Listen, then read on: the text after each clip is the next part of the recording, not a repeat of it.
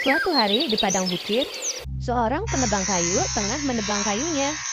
Tiba-tiba ia menemukan sarang burung Raja Wali. Sebenarnya sayang sekali kalau burung Raja Wali ini aku lepaskan, tapi kasihan dia, kata sang penebang kayu. Akhirnya ia melepaskan burung Raja Wali itu ke alam bebas. Suatu ketika, sang penebang kayu tengah duduk di atas tebing. Tiba-tiba, burung Raja Wali yang pernah ditolongnya mengambil topinya.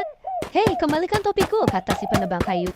Tiba-tiba, batu tempat duduk si penebang kayu tadi menggelinding ke lembah curam. Untung aku pergi dari batu itu, kalau tidak aku sudah jatuh bersama dengan batu itu, kata sang penebang kayu. Ternyata burung Raja Wali itu sengaja menyelamatkannya. Sejak saat itu, penebang kayu dan Raja Wali bersahabat.